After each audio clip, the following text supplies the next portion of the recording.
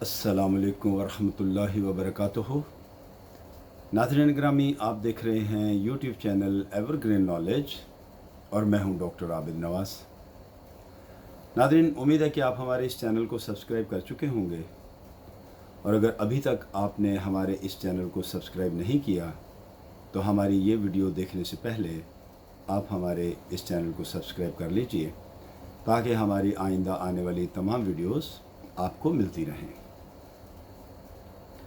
नाज़रीन ग्रामी, कहा जाता है कि आदात जो हैं वो इंसान के ख़ानदान और उसके नस्ब का पता देती हैं। इसमें कोई शक नहीं कि इंसान की तरबियत से उसकी आदात जो हैं वो संवारी जा सकती हैं, बेहतर की जा सकती हैं, उसके किरदार में मुस्बत तब्दीली लाई जा सकती है। लेकिन इसके बावजूद जो आदात और खसलतें इंसान की जबिल्लत में या उसकी फ़ितरत में या उसके खून में शामिल होती हैं, उनके असरात बहरहाल रहते हैं। तरबियत का काफ़ी असर होता है, जैसा कि शेख सादी रहमतुल्लाह अलैह ने फरमाया कि जो शख्स बचपन में अच्छे अखलाक और तमीज़ नहीं सीखता वो बड़ा होकर भी नहीं सीखता। तो मतलब ये हुआ कि हम तरबियत से और तालीम से बच्चों की आदत और उनके अखलाक को बेहतर तो बना सकते हैं, लेकिन जो बातें उनकी तबीयत में फ़ितरत की तरफ से, उनकी जबिल्लत में कुदरत की तरफ से दाखिल और शामिल हैं, उनको बदलना या उनको तब्दील करना ये इंसान के बस की बात नहीं है। नाज़रीन, आज हम एक ऐसा ही वाक़या बयान करेंगे जिससे हमें ये बात समझने में मदद मिलेगी कि इंसान की फ़ितरत में जो चीज़ें शामिल होती हैं उन्हें बदलना या उन्हें ख़त्म करना ये मुमकिन नहीं होता। नाज़रीन, कहा जाता है कि किसी मुल्क में कोई बादशाह हुकूमत करता था और एक दिन एक शख्स उसके दरबार में दाखिल हुआ और उसने कहा कि वो सियासी है और उसे बादशाह के दरबार में मुलाजमत चाहिए। नाज़रीन, जब उससे पूछा गया कि सियासी का क्या मानी है, तो उसने कहा कि सियासी का मानी है जो किसी मसले का हल इफ़हाम व तफ़हीम से निकाल सके उसे सियासी कहते हैं, या हिकमत और तदब्बुर से किसी मुश्किल को जांच सके, समझ सके, उसका हल तलाश कर सके, वो सियासी है। लिहाजा बादशाह ने अपने मशीरों से, वज़ीरों से पूछा कि क्या हमारे पास कोई ऐसी इस वक्त कोई ऐसी जगह, कोई मुलाजमत खाली है। तो उन्होंने कहा कि दरबार में तो ऐसी कोई जगह खाली नहीं है, बहरहाल हमारे अस्तबल में एक साइस की ज़रूरत है, क्योंकि एक साइस जो है वो फौत हो गया है, लिहाजा उसकी जगह खाली है। अगर ये वहाँ पर मुलाजमत करना चाहे तो इसे वो मुलाजमत दी जा सकती है। जब उस शख्स से पूछा गया तो उसने कहा कि ठीक है। लिहाजा नाज़रीन, उस शख्स को बतौर साइस अस्तबल में भेज दिया गया घोड़ों की देखभाल के लिए। वो शख्स वहाँ चला गया और शाही घोड़ों की देखभाल और उनकी निगरानी करने लगा। नाज़रीन, वहाँ एक घोड़ा ऐसा था जो बादशाह को बहुत अजीज़ था और बादशाह उसे बहुत पसंद करता था और उसे अपनी सवारी के लिए इस्तेमाल किया करता था। तो एक दिन बादशाह ने उससे अपने उस घोड़े के बारे में राय पूछी कि ये घोड़ा कैसा है। तो उस शख्स ने कहा कि बादशाह सलामत जान की अमान पाऊँ तो कुछ अर्ज़ करूँ। तो बादशाह ने कहा ठीक है, आपको जान की अमान दी। तो उसने कहा कि हुजूर, बात यह है कि चूँकि ये शाही अस्तबल का घोड़ा है और आपकी शाही सवारी है, تو اس لیے میں نے آپ سے جان کی امان چاہنے کے بعد اس کے بارے میں اپنی رائے بیان کرنے کا خیال جو ہے وہ ظاہر کیا ہے۔ تو بات در اصل یہ ہے کہ یہ گھوڑا ہے تو اچھا، لیکن یہ نسلی گھوڑا نہیں ہے، یعنی اس کی نسل جو ہے وہ اعلیٰ ترین نہیں ہے۔ تو یہ سن کر بادشاہ کو بہت تعجب بھی ہوا اور حیرت بھی ہوئی، لہذا اس نے فوراً جو ہے وہ جنگل سے ایک سائز کو بلوایا اور اس سے پوچھا کہ بھئی یہ اس گھوڑے کے بارے میں جو ہے یہ ہمارا جو سائز ہے یہ اس طرح سے یہ بتا رہا ہے، تو آپ اس گھوڑے کے بارے میں ہمیں بتائیں، کیونکہ یہ گھوڑا ہم نے جو ہے وہیں جنگل سے حاصل کیا ہے اور وہاں یہ گھوڑا تمہاری نگرانی میں تھا، تو تم اس کے بارے میں ہمیں بتاؤ کہ کیا یہ نسلی نہیں ہے۔ تو اس نے کہا کہ بادشاہ سلامت، یہ گھوڑا نسلی ہے، لیکن بات صرف یوں ہے کہ جب یہ گھوڑا پیدا ہوا تھا تو اس کی ماں جو ہے اس وقت مر گئی تھی، لہٰذا اس گھوڑے کی پرورش جو ہے وہ ایک گائے کے دودھ پر کی گئی ہے۔ تو یہ بہرحال اس میں تھوڑی سی آپ کہہ سکتے ہیں کہ کمی ہے، باقی یہ نسلی ہے۔ لہذا بادشاہ نے اب دوبارہ اس سائز کو بلوایا اور کہا کہ بھئی آپ کو یہ بات کیسے پتہ چلی کہ یہ گھوڑا جو ہے یہ نسلی نہیں ہے؟ تو اس شخص نے کہا کہ بادشاہ سلامت، بات یہ ہے کہ جو نسلی گھوڑا ہوتا ہے جب وہ گھاس کھاتا ہے تو وہ گھاس اپنے منہ میں پکڑ کر اپنے منہ کو اوپر اٹھا لیتا ہے، لیکن اس گھوڑے کا جب میں نے مشاہدہ کیا تو میں نے دیکھا کہ یہ گھاس کھاتے وقت گھاس منہ میں لے کر اپنا منہ اوپر نہیں اٹھاتا، بلکہ گائے اور بیل اور بھینس کی طرح یہ اپنا منہ نیچے کیے ہوئے چارہ کھاتا ہے یا گھاس کھاتا ہے۔ تو اس لیے میں نے اس کا یہ اندازہ کیا کہ یہ گھوڑا نسلی نہیں ہے۔ بہرحال بادشاہ اس کی فراست سے، اس کی سمجھ سے بہت متاثر ہوا اور بادشاہ نے حکم دیا کہ اس کو بہت سے جو ہے نا وہ بھنے ہوئے دمبے اور کھانے پینے کی چیزیں اور دیگر جو ہیں وہ لوازمات جو ہے وہ اناج اور اس طرح کی جو ہے نا وہ چیزیں اس کو دی جائیں۔ لہذا وہ چیزیں اس سیاسی کو دی گئیں۔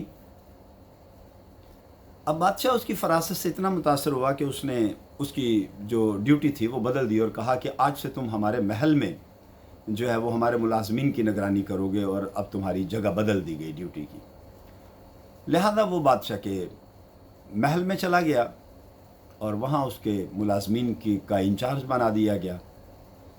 کچھ دنوں کے بعد بادشاہ نے اس سے دوبارہ ایک سوال کیا، کہا کہ تم ہماری ملکہ کے بارے میں کیا رائے دیتے ہو؟ تو اس سیاسی نے پھر کہا کہ حضور جان کی امان پاؤں تو کچھ عرض کروں۔ تو بادشاہ نے کہا کہ ہاں بالکل ٹھیک ہے، جان کی امان دی، بتاؤ۔ اس نے کہا حضور باقی سب تو معاملہ ٹھیک ہے، لیکن آپ کی ملکہ جو ہیں یہ شہزادی نہیں تھی۔ بادشاہ کو یہ سن کر بڑی حیرت ہوئی، بڑا تعجب بھی ہوا اور کسی حد تک غصہ بھی آیا، لیکن چونکہ وہ بحیثیت بادشاہ اس کو جان کی امان دے چکا تھا، لہذا اس نے خاموشی اختیار کی۔ البتہ وہ فوراً اپنی ساس کو اس نے طلب کیا اور اپنی ساس سے پوچھنے لگا کہ یہ کیا ماجرا ہے، کیا تمہاری بیٹی جو ہے وہ کوئی ایک شہزادی نہیں ہے؟ تو اس کی ساس جو ہے وہ کہنے لگی کہ کیوں، ایسا کیا ہوا؟ اس نے کہا بہرحال آپ مجھے سچ بتائیں کہ کیا میری جو ملکہ ہے یعنی آپ کی بیٹی جو ہے کیا وہ شہزادی نہیں ہے؟ تو اس نے کہا کہ بات یہ ہے کہ اصل میں میری بیٹی جو ہے وہ جب بھی لڑکپن کی عمر میں تھی تو وہ بیمار ہو گئی اور فوت ہو گئی، لیکن چونکہ تمہاری نسبت اس کے ساتھ طے ہو چکی تھی، لہٰذا ہم نے اس خوف سے کہ تمہارے ساتھ ہماری بیٹی کی شادی نہیں ہو پائے گی اور وہ ایک سلطنت کی ملکہ نہیں بن سکے گی، ہم نے جو ہے وہ اپنے ایک ملازم کی بیٹی جو ہے وہ لے کر ہم نے پال لی اور اسی کو ہم نے شہزادی کے طور پہ جو ہے جب اس کو ہم نے پالا تو پھر اسی کی شادی تمہارے سے کی. تو یہ ماجرا ہے. تو بہرحال بادشاہ جو تھا وہ اپنے اس سیاسی ملازم کی فراست سے ایک دفعہ پھر متاثر ہو گیا.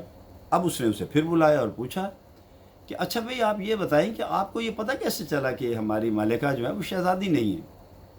تو اس نے کہا بادشاہ سلامت بات یہ ہے کہ میں نے جب ان کا مشاہدہ کیا محل میں رہتے ہوئے تو باقی سارے معاملات تو ٹھیک تھے، لیکن میں نے دیکھا کہ وہ جب بھی اپنے ملازموں سے بات کرتی ہیں، ان کے ساتھ کوئی گفتگو کرتی ہیں تو وہ بہت ہی بد کلامی کرتی ہیں، ان کے ساتھ بہت بد زبانی کرتی ہیں، جو کہ ایک ملکہ کو نہ تو زیب دیتا ہے اور نہ ہی اس کے شایان شان ہے. لہٰذا وہاں سے مجھے اس بات کا اندازہ ہوا کہ یہ شہزادی نہیں ہے، یہ کسی کم تر چھوٹے گھرانے کی خاتون ہے. تو بادشاہ بہرحال اس کے اس بات سے بہت متاثر ہوا اور اس نے کہا کہ ٹھیک ہے، آج سے تمہاری اور مزید ترقی، اور اب تم جو ہے وہ ہمارے دربار میں ہمارے وزراء میں شامل ہو گئے، لہٰذا اب آپ ہمارے دربار میں بیٹھا کریں گے. تو ناظرین وہ سیاسی شخص جو تھا وہ اب بادشاہ کے دربار میں بیٹھنے لگ گیا. اسی طرح کچھ وقت گزر گیا تو ایک دن بادشاہ نے پھر اس سے پوچھا کہ اچھا اب آپ ہمارے بارے میں رائے دیجیے اپنی. تو اس نے پھر اسی طرح وہی کہا کہ حضور میں جان کی امان چاہتا ہوں رائے دینے سے پہلے. تو بادشاہ نے کہا ٹھیک ہے، ہم نے امان دی. تو وہ کہنے لگا کہ حضور بات یہ ہے کہ باقی سارے معاملات تو ٹھیک ہیں، لیکن میں معافی چاہتا ہوں اور معذرت کے ساتھ یہ کہتا ہوں کہ آپ بھی بادشاہ زادے نہیں ہیں، آپ شہزادے نہیں ہیں. تو یہ سن کر بادشاہ کو تو بہت بڑا دھچکا لگا. وہ فوراً اپنی والدہ کے پاس گیا اور کہنے لگا کہ مجھے سچ سچ بتائیں کیا ماجرا ہے، کہ مجھے یہ معلوم ہوا ہے کہ میں بادشاہ زادہ نہیں ہوں، میں شہزادہ نہیں تھا. تو یہ سن کر اس کی جو والدہ تھیں وہ کہنے لگیں کہ بیٹا بات تو یہ سچ ہے، اصل میں آپ شہزادے نہیں ہو. ماجرا یہ ہے کہ ہم جو ہیں وہ بے اولاد تھے، ہماری اولاد نہیں تھی. تو میرا جو شوہر تھا وہ بادشاہ تھا، تو اس نے پھر ایک چرواہے سے اس کا بیٹا جو ہے وہ لے کر پال لیا، یعنی لے پالک بچہ ہم نے پالا تاکہ ہماری سلطنت ہماری حکومت کو وہ سنبھال سکے، اور وہی لے پالک بچے تم ہو، تم ہمارے سگے بیٹے نہیں ہو. تو یہ سن کر بادشاہ جو ہے وہ بہت جو ہے وہ پھر سے متاثر ہوا اس سیاسی آدمی کی فراست سے، اور اس کے پاس گیا اور اس سے کہنے لگا کہ اچھا یہ بتائیں کہ آپ نے ہمارے بارے میں یہ کیسے جان لیا کہ ہم شہزادے نہیں ہیں اور یا ہم بادشاہ زادے نہیں ہیں.